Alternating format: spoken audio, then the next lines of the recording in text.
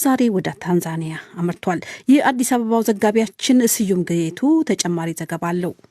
ጦርነት ይብቃ ሰላም እናጽና በሚል መሪ ሐሳብ የሰሜን ኢትዮጵያን የእርስ በርስ ጦርነት በፕሪቶሪያው የሰላም ስምምነት እንዲቋጭ አስተዋጽኦ ላደረጉ አካላት የምስጋናና የእውቅና ስነ ስርዓት ትናንት እሁድ ሚያዝያ 15 ቀን 2015 ዓ.ም በአዲስ አበባ ሲካሄድ የኢትዮጵያ ጠቅላይ ሚኒስትር አብይ አህመድ በመድረኩ ባደረጉት ንግግር ትኩረት የሳበው አንደኛ ጉዳይ ኦነግ ሸኔ ካሉት ታጣቂ ቡድን ጋር ነገ ማክሰኞ በታንዛኒያ የሰላም ንግግር እንደሚጀመር ማብሰራቸው ነው። ኦነግ ሸኔ ጋር የሚደረገው ድርድር ከነገ ወዲያ በታንዛኒያ የኢትዮጵያ መንግስትና ህዝብ አብዝቶ ይፈልገዋል። በዚህ ድርድር የሚሳተፉ ወገኖች ሁሉ የዛሬዋን ቀን እያሰቡ ከግጭት ከጦርነት እንደማናተርፍ አውቀው ህግና ስርዓት ተከትለን ይቅር ተባብለን ሀገራችንን በጋራ ማነጽና መገንባት እንድንችል የወለጋ ህዝብ አሁን ካለበት ስቃይ እፎይ ማለት እንዲችል ሁሉም ወገን የበኩላቸውን እንዲያደርጉ ከወዲሁ ጥሪዬን አቀርባለሁ። ራሱን የኦሮሞ ነጻነት ሰራዊት ብሎ የሚጠራው ታጣቂ ቡድን በፊናው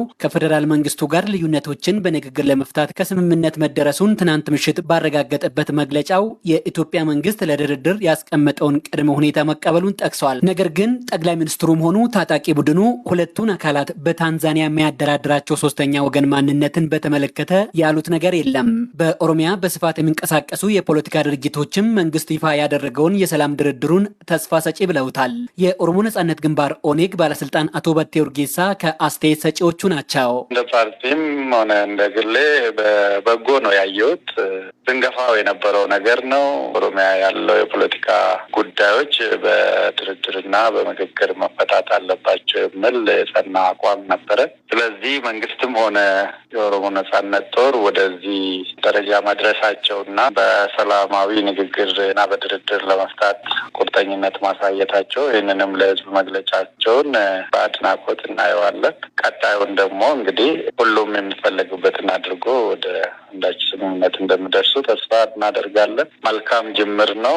ይህ የህዝቡን ችግር የሚፈታ ከሆነ በዘመናት የቆየውን የኦሮሞ የፖለቲካ ዴማንድ በተገቢው መልኩ እውቅና አግኝቶ ለመፈታት አቅጣጫ የሚቀመጥበት ከሆነ መልካም ነው ብለን እናምናለን። ሌላው አስተያየት ሰጪ የኦሮሞ ፌዴራላዊ ኮንግረስ ኦፌኮ የስራ አስፈጻሚ ኮሚቴ አባል አቶ ሙላቱ ገመቹ ናቸው። የትኛውንም ፕሮብሌምም ቢሆን በሰላም ነው በመስማማት ነው በሚለው ፕሪንሲፕል ላይ እኛ ሰላማዊ ትግል ስለምናካሄድ ከጦርነት የምናመጣው የለም፣ ውድመት ነው። ኦሮሚያ ሰላም የላትም። በከፍተኛ ደረጃ ደግሞ ከሰሜኑ ያላነሰ ጦርነት የሚካሄድበት እስካሁን ድረስ ግን ትኩረት ያልተሰጠው ነው። ስለዚህ አሁን በኦሮሚያ ውስጥ ያለው ትናንት ጠቅላይ ሚኒስትሩ እውነት ከሆነ ይሄ መንግስት ለሰላም ቁርጠኛ ከሆነ ሀሳቡ ጥሩ ነው፣ የሚደገፍ ነው፣ እኛ የምንፈልገው ነው። የፖለቲካ ፓርቲዎች ባለስልጣናቱ መንግስት የተጀመረውን የሰላም ተስፋ በቁርጠኝነት በመያዝ ከግጭት አፈታት ባሻገር በኦሮሚያ ዘላቂ ሰላም ለማስፈን የፖለቲካ ውይይቶችን በቀጣይ ምዕራፎች መቀጠል ይኖርበታል የሚል አስተያየታቸውን አክለው ሰጥተዋል።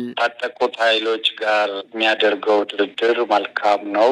ግጭቶችን በዘላቂነት በሰላም ለመፍታት ቁርጠኝነት ማሳየቱ መልካም ነው። ነገር ግን ያለ ጦርም ደግሞ በሰላማዊ ሁኔታ የሚንቀሳቀሱ በፖለቲካ ድርጅቶችን አጉሮ እያሰቃየ ከታጠቁት ጋር ድርድር አደርጋለሁ የሚለው ነገር የተምታታ ነገር አለው። ግን ይሄም ሆኖ እኛ ለሰላሙ እድል ለመስጠት ሲባል የሚደረገውን ማናቸውንም እንቅስቃሴ በአሉታዊ አይን አናየውም። ተግባራዊ ያደርጋል ወይ ይሄ የሚለው ነው። በተግባር ማየት የሚገቡ ነገሮች አሉ። ከውይይቱ በፊት ለሰላም እጁን የሚዘረጋ መንግስት ታሳሪዎችን መፍታት አለበት። በየቦታው ለምሳሌ የተዘጋ ቢሮዎችን መክፈት። ነገ በታንዛኒያ ይጀመራል ተብሎ በሚጠበቀው በዚሁ ድርድር ላይ የሚሳተፉ የፌዴራል መንግስትን የሚወክሉ ልዑካን ዛሬ ወደዚያው ማቅናታቸውን የመንግስት ኮሚኒኬሽን አገልግሎት ሚኒስትር ዴኤታ የኢትዮጵያ መንግስትና ሸኔ የተባለው ቡድን ሊደራደሩ መሆኑን በተለያዩ የወለጋ አካባቢዎች ያነጋገርናቸው ነዋሪዎች በየቦታው የሚስተዋለውን ግጭት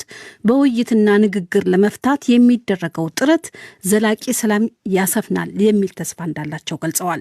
የአሶሳው ወኪላችን ምዕራብና ደቡብ ኦሮሚያ ክፍል በስፋት ከሚንቀሳቀሰው መንግስት ሸኔ የሚላቸው ራሳቸውን የኦሮሞ ነጻነት ሰራዊት ብሎ ከሚጠሩ ታጣቂዎች ጋር ንግግር እንደሚጀመር ጠቅላይ ሚኒስትር ዶክተር አብይ አህመድ ገልጸዋል። ጠቅላይ ሚኒስትሩ ይህንን የገለጹት በትናንትናው ዕለት በሰሜን ኢትዮጵያ የነበረውን ጦርነት በሰላም ስምምነት እንዲጠናቀቅ ሚና ለነበራቸው አካላት በተዘጋጀው የምስጋና መርሃ ግብር ላይ ሲሆን ከኦነግ ሸኔ ጋር ድርድር ድርድር በነገው ዕለት በታንዛኒያ እንደሚጀመር ገልጸዋል። ከኦነግ ሸኔ ጋር የሚደረገው ድርድር ከነገ ወዲያ በታንዛኒያ ይጀምራል። የኢትዮጵያ መንግስትና ህዝብ አብዝቶ ይፈልገዋል። በዚህ ድርድር የሚሳተፉ ወገኖች ሁሉ የዛሬዋን ቀን እያሰቡ ከግጭት ከጦርነት እንደማናተርፍ አውቀው ህግና ስርዓት ተከትለን ይቅር ተባብለን ሀገራችንን በጋራ ማነጽና መገንባት እንድንችል የወለጋ ህዝብ አሁን ካለበት ስቃይ እፎይ ማለት እንዲችል ሁሉም ወገን የበኩላቸውን እንዲያደርጉ ከወዲሁ ጥሪዬን አቀርባል። በጉዳዩ ላይ ከቄለም ወለጋ፣ ሆሮ ጉድሩ ወለጋ፣ ምዕራብና ምስራቅ ወለጋ ያነጋገርናቸው ነዋሪዎች ድርድሩ ተግባራዊ እንዲሆን በዞኑ ሰላም እንደሚሰፍንም ተስፋ እንዳላቸው ተናግረዋል። የምስራቅ ወለጋ ነቀምቴ ከተማ ነዋሪ የሆኑት አቶ ድርቤ ቱጂ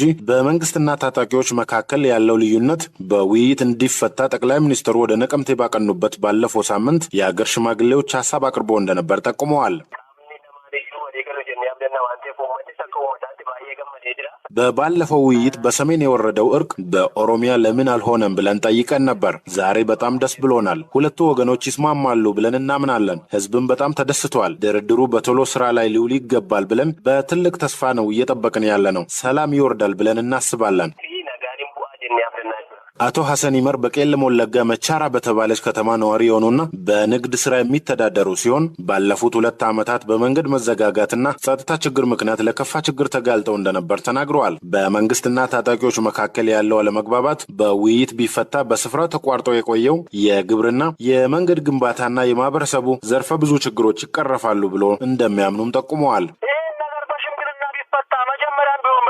በእርቅ ካልሆነ በምንም ነገር ይፈታል እንዴ? በጦርነት አይፈታም። ይገርማል። እዚህ ራሱ ስቃይ፣ እዛ ሚሊሻ የሆነ ሰው ስቃይ፣ ገበሬው ስቃይ፣ አያርስ መሬት ስንትና ስንት ማሳ ተደፍኗል። ገበሬው የተፈናቀለ ሄደ። ቢታረቅ ግን ገበሬው ተመልሶ መጥቶ እርሻውን ያርሳል። ሰላም ወረደ ማለት በጣም እኔ እንጃ ብቻ ምን አይነት እፎይታ እንደሆነ እኔ ተስፋ አድርጌያለሁ። በጣም ተደስቼ ነው ያደርኩት። አዳሬ ውለን እኔ እንደዚህ ደስ አልሰማኝ። በጣም ደስ ብሎኛል። እንግዲህ የተሳካ አላህ ያድርገው ነው የምንለው። በሆሮ ጉድሩ ወለጋ ዞን አእምሮ ወረዳ ነዋሪ የሆኑት አቶ አየለ ቡልቲ በተለያዩ ስም በሚንቀሳቀሱ ታጣቂዎች ይደርስ በነበረው ጥቃት ምክንያት ከቤታቸው ተፈናቅለው በዞኑ ዋና ከተማ ሻምቡ መኖር ከጀመሩ 2 ዓመት እንደሆናቸው ተናግረዋል። መንግስትና ታጣቂዎች ልዩነታቸውን በድርድር ለመፍታት ያቀዱት ሀሳብ ህዝቡ ለረጅም ጊዜ ሲመኘው የነበረ ነው ብለዋል። አእምሮ ወረዳን ከሌላ ስፍራ ጋር የሚያገናኙ መንገዶች ከተዘጉ ረጅም ጊዜ በማስቆጠሩ የሰብአዊ እርዳታ ለመኖሩን እንዲሁም የሕክምና ተቋማት ስራ በማቆማቸው ብዙ ሰዎች ለጉዳት መዳረጋቸውን አቶ አየለ ጠቁመዋል። በጣም ደስ ብሎናል። ትናንትና በንግግሩ ላይ ሰምተን በጣም ደስ ብለናል። ድንገት ዝግ ነው፣ መንገድ ዝግ ነው። በቃ እንዳለ ገጠሩ ወደ ወረዳችን የአእምሮ ወረዳ በቃ ዝግ ነው። መስመር ሁላ ዝግ ነው። አሁን ይከፈታል ብለን እንገምታለን። ሰላም በወርድ እነሱ በወጡ እና ከመንግስት ጋር ተስማምቶ በሰላም ከገቡ አሁን ሰላም ይወርዳል ብለን እንገምታለን። የምዕራብ ወለጋ ዞን ቆንዳላ ከተማ ነዋሪ መሆናቸውን የነገሩን አቶ ለታ አብዲሳ በበኩላቸው የሰላም ስምምነቱ ህዝቡ ወደ ልማቱ እንዲመለስ የሚያደርግና በአካባቢያቸው የቆየውን የትራንስፖርት ችግር ያስቀራል ብለዋል። ለአምስት ተከታታይ ዓመታት ለዚህ ችግር ብለን ለዚህ ለሰላሙ ችግር ብለን ከቦታ ቦታ መንቀሳቀስ በጣም ያስቸግረናል። ስለዚህ አሁን የተጀመረው የሰላሙ ጉዳይ በታንዛኒያ በጣም የተቀደሰ ሀሳብ ነው። ህዝቡም ሊደግፈው ይገባል። ትናንት ማምሻውን በኦሮሞ ነጻነት ሰራዊት ስም በማህበራዊ መገናኛ ዘዴ የተሰራጨው መግለጫ የጠቅላይ ሚኒስትሩን የድርድር ሀሳብ እንደሚቀበል ገልጸዋል። ነገር ግን ሸኔ የሚል ስያሜ እንደማይቀበልና ትክክለኛው የድርጅቱ ስም የኦሮሞ ነጻነት ሰራዊት መሆኑን በመግለጫው ጠቁመዋል። የታጣቂዎች እንቅስቃሴ በስፋት የሚስተዋልበት ምዕራብና ደቡብ ኦሮሚያ በተለያዩ ወቅቶች በተፈጠሩ ግጭቶች በመቶዎች